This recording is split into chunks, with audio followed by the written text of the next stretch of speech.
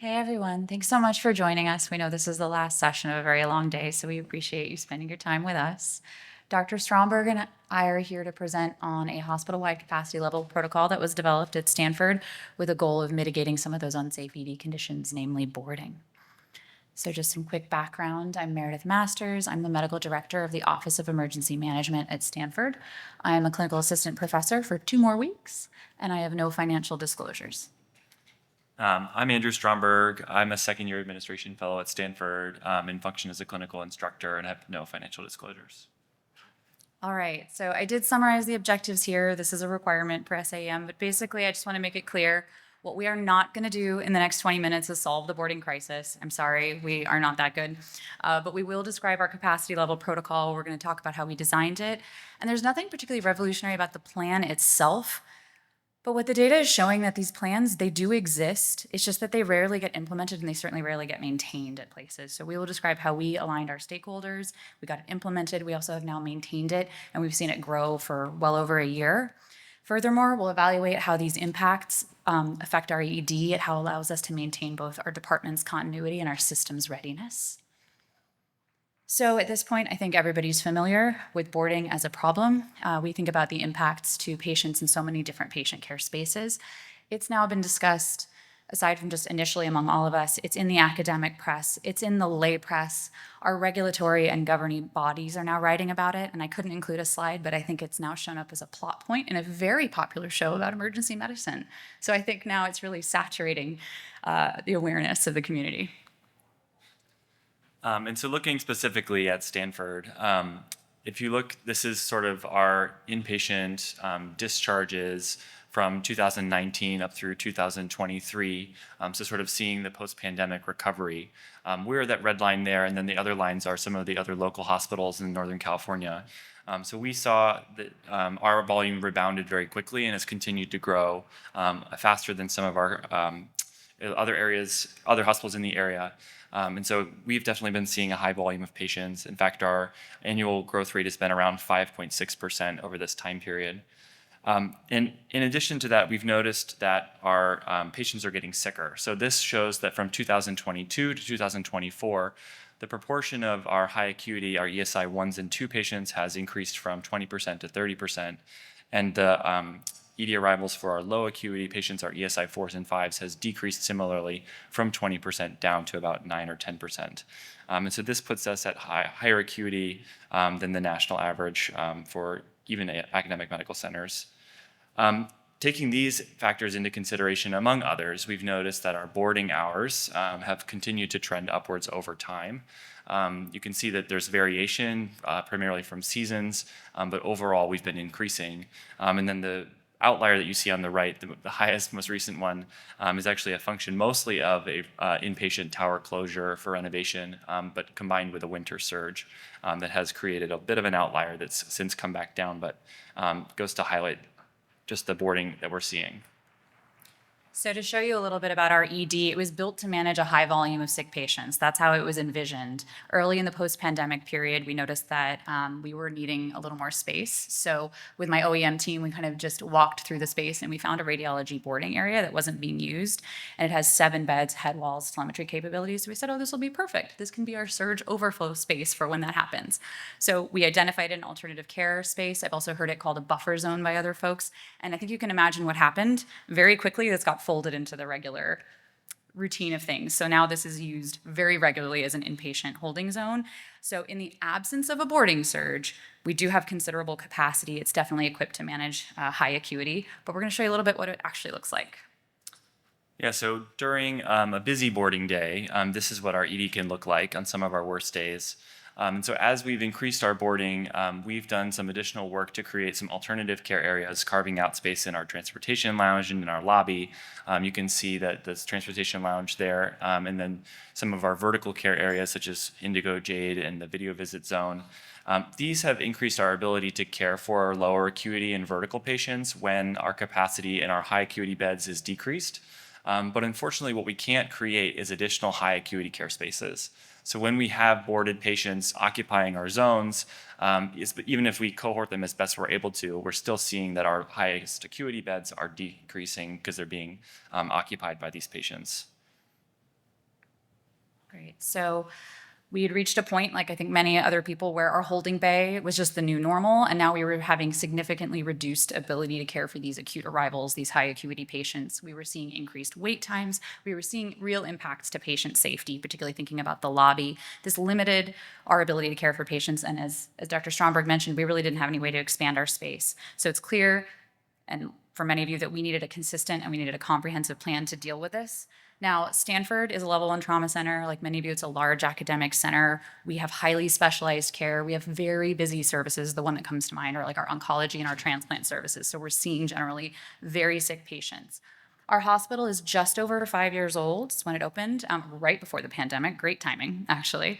But we had 614 licensed beds, give or take. That's when we started. We're now in a post-pandemic area where our census is regularly above 700. I don't even think it's dropped above 700 in a very long time.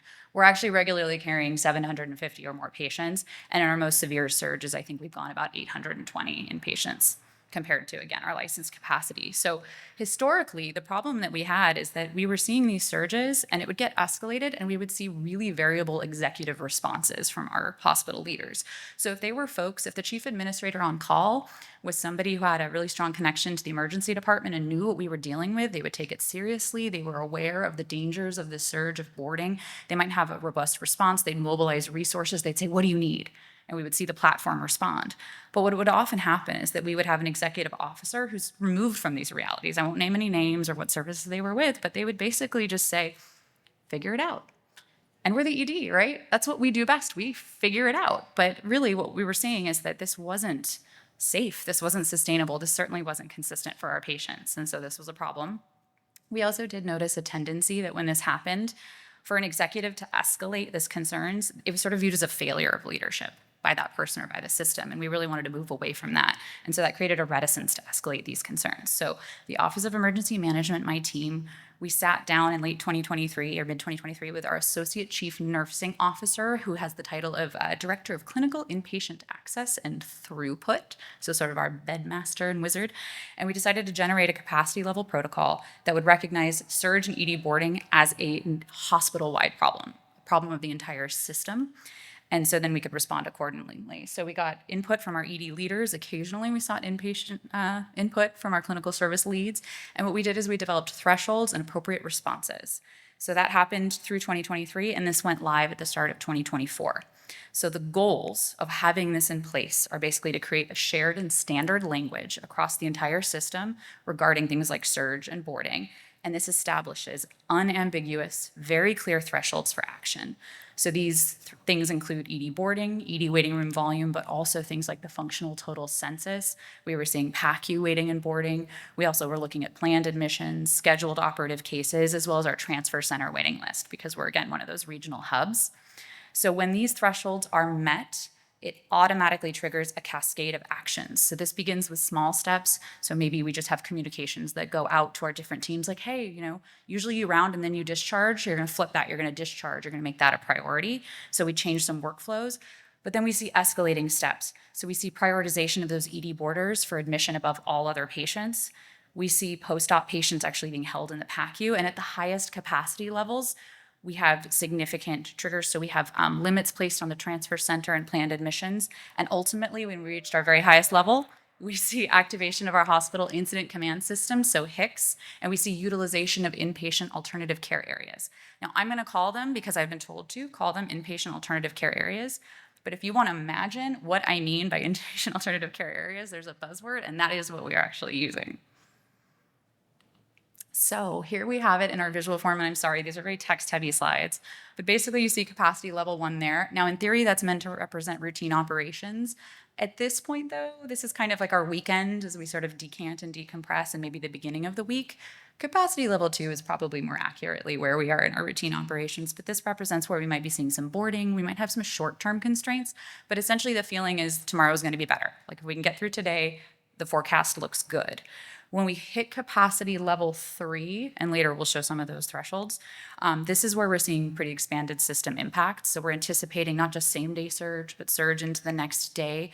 We've defined this as having potential patient safety risks. We're also starting to now see those actions take place. So we're seeing prioritization of those ED boarders and ICU patients for inpatient beds. We're seeing a discharge reception area go live. So this is like a reverse waiting room. So you have a waiting room as you're leaving, not just when you're coming in. We also have traditionally a 30-minute delay with the handoff from nursing. As the patients go up, we drop that. As soon as that bed is ready, they go. We also have a regular cadence of messaging. So we're getting texts. We're getting told that there's going to be a meeting about capacity level 3 to evaluate if we need to escalate. Now, as we transition to capacity level 4, now we have activation. It is a virtual hospital incident command system, which is nice. People don't have to physically show up in our hospital to do this. We see numerous scripted actions taking place. So again, prioritization of those ED borders. We also see restrictions to the transfer center. And that's tricky because again, we know we're a big hub for the area, but really at that point, you can only bring in the sickest of the sick patients to Stanford. We see probably most significantly, this is when we see the activation of those inpatient alternative care areas. So we have 20 units that have 2 beds each assigned. So we can flex our capacity pretty significantly when we do this. Now, beyond capacity level 4, it's worth noting we do have this emergency surge plan. We keep this under glass. We sort of jokingly call it our secret menu. And the idea here is that this is truly for a disaster scenario. So if we have a mass casualty incident or something like that, we do have additional capacity, but we recognize, particularly coming from the emergency management background, the importance of keeping that in reserve. And that can be a friction point because it's really hard when you're experiencing these to go, well, we do theoretically have this capacity, but it's very important both for regulatory and practical reasons to keep that in reserve. So, sorry for getting sick of me. We have some guiding principles that dictate the plan across our institution. So we've aligned these mitigation strategies all about being patient and staff safety. Sort of that is our North Star. The plan is transparent. It's available to all staff at any time. We review and we update these thresholds and triggers very regularly to make sure this remains proportionate and appropriate to the situation. The response actions are similarly proportionate and focused. We leave room for additional interventions. Basically, we leave room for some creativity. But if somebody has an idea in the moment to deal with a unique problem that does require executive sign-off, we also have each service and team have mitigation workflows about what they do next in each capacity level. So it's very scripted. Now, this is reached a point where it's an automatic function of our hospital system. So remember those days of like, can you please help us and pleading for help? Those are gone. Basically, this is now unemotional. It is unambiguous. When we reach this threshold, this is what we do. And so looking kind of at the day-to-day operations of what it looks like, we have this hospital operations center that evaluates the census every day, as well as our demand, projected discharges, our operative caseload, and determines each day what the capacity level will be starting at 5 a.m. And then representatives from each department, the interventional platforms, inpatient units, case management, and the emergency department meet for a huddle at 8:15 a.m. every day. And at that point, we discuss any potential escalations or any issues that need to be raised. And when we are in CL3 or CL4, we have additional meetings scheduled throughout the afternoon to address things as they arise. But when we're in lower capacity levels, we typically just have that initial meeting in the morning. And so for transparency and real-time tracking, we also have a dashboard in Epic that anyone can view at any point in time throughout the day. And so this is an example of a day in which we were at CL4. I took this screenshot around noon, and so you can see that even at this point in time, we were already at 796 patients, operating at about 94% of our capacity. And so we would then start to see some of those additional care areas coming online on a day like this, and like we would anticipate that is probably what we would see. So an important function of the operation of the plan is that every action be utilized before you move on, before you escalate to the next capacity level, as long as that action is theoretically available to you. So it does happen sometimes that we have disproportionate impact. So we might see a really unusual steep ED arrival curve, and we might have people clamoring of like, okay, we need to escalate. But in reality, the rest of the platform might be doing okay. So the idea is to level load, and that's important too, so that it's shared across the entire system, and it's not just one area that causes us to escalate. Again, we do have the exception. Like all protocols, you always want to have an exception to the rule. But that has to go through that ACNO who's always on and covering. Now, it might be challenging to see some of these numbers, although we can always keep it up later, but it's the numbers that don't matter, really, because these are the Stanford numbers and these are specific to us. But what it does is it outlines these triggers and these capacity levels. So each of these is a trigger and each of these represents the capacity level. So this includes the activation of different alternative care areas. It includes the functional total census. It includes ED boarding. It includes use of those surge beds. It includes the transfer center waiting list, the caseload, et cetera. So all of this gets factored in across the entire platform. The next capacity level then is only indicated when you've reached all of those thresholds. And so looking at this practically on a day-to-day basis in our emergency department, the docs that we have working down in the department are thankfully shielded from a lot of this, and they're not necessarily involved in all this communication that's happening in the background. So our operational leaders and nursing leaders can sort of make these flow decisions, and the doctors are able to just continue to focus on patient care. We do cohort our boarded patients in zones where we're able to, and that allows us to then open and close zones as we get upstairs beds. And so on our worst days, like we're describing, there'll typically be a point in time in the day where those alternative care areas upstairs open, and we can have up to 40 patients that are down boarding in our emergency department be able to go upstairs if they're able to safely. And we've seen that when we do that consistently throughout busy days, we're able to open up capacity and move patients through our waiting room better. And so just to summarize all this, I would say that in our instance, our case, we've been able to standardize this process and get hospital buy-in so that we're able to have this unemotional process of escalating care without having to have a battle or a fight with our hospital leadership each time.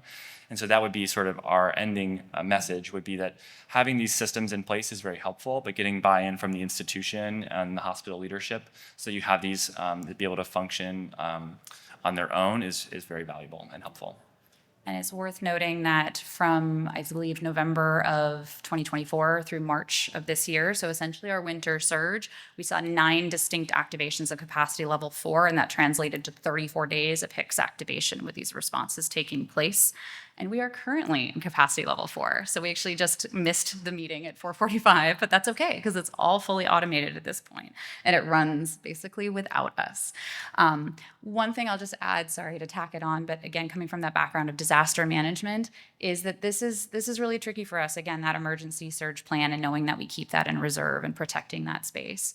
But so far, again, that's just the activations over the few months we've had. Dozens now at this point since this was implemented. And I think it's just very smooth. These meetings are really quite boring at this point because we just run through the list and we know exactly what to do, and it's unemotional, and it's worked out pretty well for us. So we do want to take a moment quickly to thank a few folks and then open it up for questions. Yes, I'd like to just thank our medical director, Ryan Rivera, who has helped collate a lot of this data and work on these relationships with our hospital leaders. So Jacob Sheckbird, he's our ACNO who helped us develop the plan and was really able to get the buy-in from all of those different services and our hospital leaders. Laura Jackson's the senior manager that I work with in Office of Emergency Management, and Anna Lynn is my assistant medical director. And the ED administration and clinical operations committee, as well as the disaster medicine interest group, have both been sponsors of this work. So we'll put up our contact information, but we want to open it up for questions, queries, concerns, et cetera. And thank you so much for your time.